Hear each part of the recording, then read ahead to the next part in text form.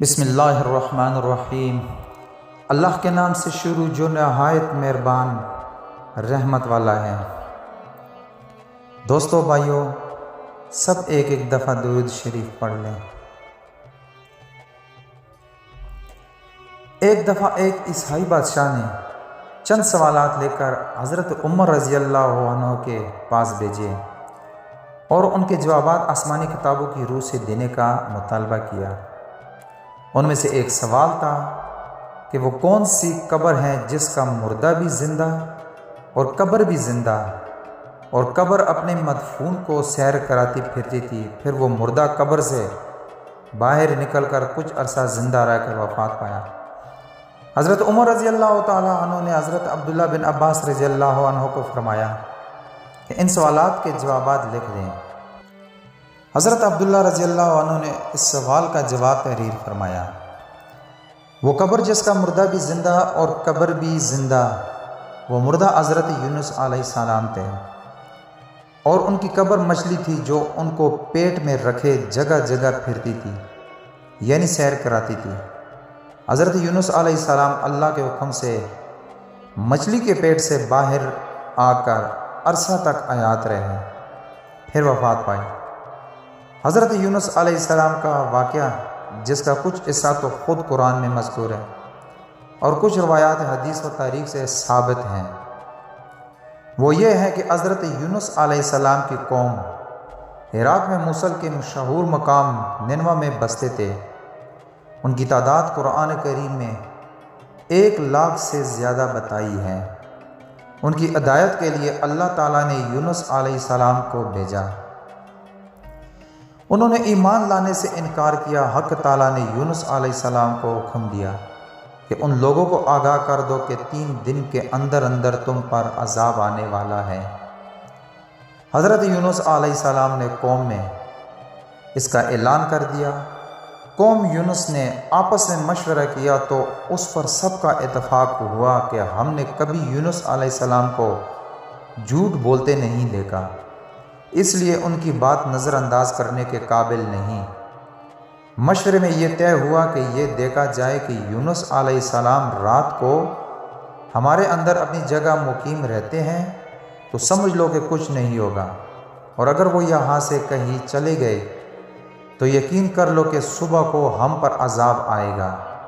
حضرت یونس علیہ السلام بارشاد خداوندی رات کو اس بستی سے نکل گئے۔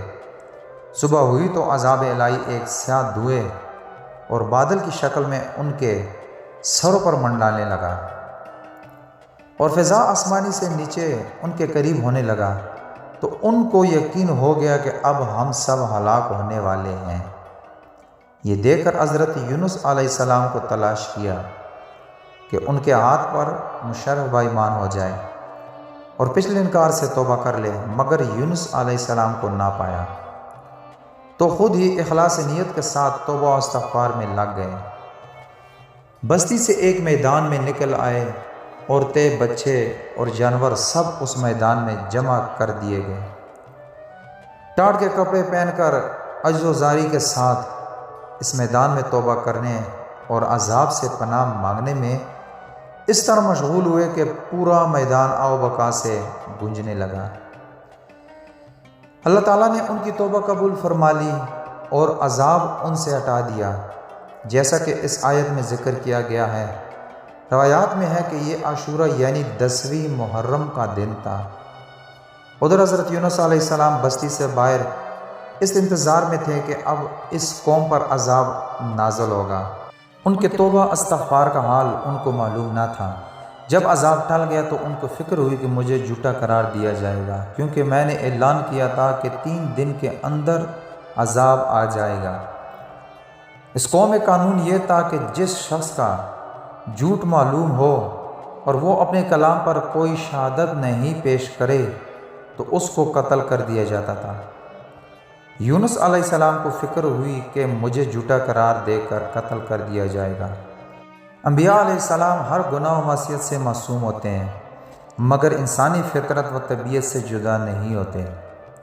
اس وقت یونس علیہ السلام کو طبی طور پر یہ ملال ہوا کہ میں نے بحکم الہی اعلان کیا تھا اور اب میں اعلان کی وجہ سے جھوٹا قرار دیا جاؤں گا۔ اپنی جگہ واپس جاؤں کس منہ سے جاؤں اور قوم کے قانون کے مطابق گردن زنی بنوں؟ اس رنج و غم اور پریشانی کے عالم میں اس شہر سے نکل جانے کا ارادہ کر کے چل دیے، یہاں تک کہ بحر روم کے کنارے پر پہنچ گئے۔ وہاں ایک کشتی دیکھی جس میں لوگ سوار ہو رہے تھے۔ یونس علیہ السلام کو ان لوگوں نے پہچان لیا اور بغیر کرائے کے سوار کر لیا۔ کشتی روانہ ہو کر جب وسط دریا میں پہنچ گئی تو دفعتاً ٹھہر گئی، نہ آگے بڑھتی ہیں نہ پیچھے چلتی ہیں۔ کشتی والوں نے منع دی کہ ہمارے اس کشتی مجانب اللہ یہی شان ہے کہ جب اس میں کوئی ظالم گنہگار یا بھاگا ہوا غلام سوار ہو جاتا ہے تو یہ کشتی خود بخود رک جاتی ہے۔ اس آدمی کو ظاہر کر دینا چاہیے تاکہ ایک آدمی کی وجہ سے سب پر مصیبت نہ آئے۔ حضرت یونس علیہ السلام بول اٹھے کہ وہ بھاگا ہوا غلام گنہگار میں ہوں، کیونکہ اپنے شہر سے غائب ہو کر کشتی میں سوار ہوا ایک طبی خوف کی وجہ سے تھا۔ باز نلائی یہ تھا اس بغیر اذن کے اس طرف آنے کو حضرت یونس علیہ السلام کی پیغمبرانہ شان نے ایک گناہ قرار دیا کہ پیغمبر کی کوئی نقل و حرکت بلا اذن کی نہیں ہونی چاہیے تھی۔ اس لیے فرمایا کہ مجھے دریا میں ڈال دو تو تم سب اس عذاب سے بچ جاؤ گے۔ کشتی والے اس پر تیار نہ ہوئے بلکہ انہوں نے قرآن اندازی کی تاکہ قرآن میں جس کا نام نکل آئے اس کو دریا میں ڈالا جائے۔ اتفاقاً قرآن میں حضرت یونس علیہ السلام کا نام نکل آیا۔ ان لوگوں کو اس پر تعجب ہوا کہ کئی مرتبہ قرآن اندازی کی، ہر مرتبہ بحکم قضا و قدر حضرت یونس علیہ السلام کا ہی نام آتا رہا۔ قرآن کریم میں اس قرآن اندازی اور ان میں یونس علیہ السلام کا نام نکلنے کا ذکر موجود ہے۔ یونس علیہ السلام کے ساتھ حق تعالیٰ کا یہ معاملہ ان کے مخصوص پیغمبرانہ مقام کی وجہ سے تھا کہ اگرچہ انہوں نے اللہ کے کسی حکم کی خلاف ورزی نہیں کی تھی جس کو گناہ اور مصیبت کہا جاتا ہے، اور کسی پیغمبر سے اس کا امکان نہیں کیونکہ وہ معصوم ہوتے ہیں، لیکن پیغمبر کے مقام بلند کے مناسب نہ تھا کہ موضع خوف طبی سے کسی جگہ بغیر اذن خداوندی منتقل ہو جائے۔ اس خلاف شان عمل پر بطور عتاب یہ معاملہ کیا گیا۔ اس طرف قرآن میں نام نکل کر دریا میں ڈالے جانے کا سامان ہو رہا تھا۔ دوسری طرف ایک بہت بڑی مچھلی بحکم خداوندی کشتی کے قریب منہ پھیلائے ہوئے موجود تھی۔ یہ دریا میں آئی تو ان کو اپنے پیٹ میں جگہ دی جس کو حق تعالیٰ نے پہلے سے حکم دے رکھا تھا کہ یونس علیہ السلام کا جسم جو تیرے پیٹ کے اندر رکھا جائے گا یہ تیری غذا نہیں بلکہ ہم نے تیرے پیٹ کو ان کا مسکن بنایا ہے۔ یونس علیہ السلام دریا میں گئے تو فوراً اس مچھلی نے منہ میں لے لیا۔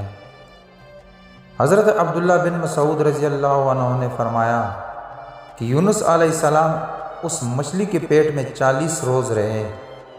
یہ ان کو زمین کی تہہ تک لے جاتی اور دور دراز کی مسافتوں میں پھراتی رہی۔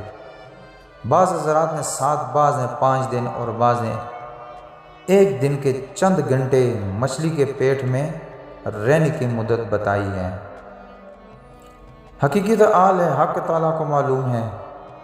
اس حالت میں حضرت یونس علیہ السلام نے یہ دعا کی، لا الہ الا انت سبحانک انی کنت من الظالمین۔ اللہ تعالیٰ نے اس دعا کو قبول فرما لیا اور بالکل صحیح و سالم یونس علیہ السلام کو دریا کے کنارے پر ڈال دیا۔ مچھلی کے پیٹ کی گرمی سے ان کے بدن پر کوئی بال نہ رہا تھا۔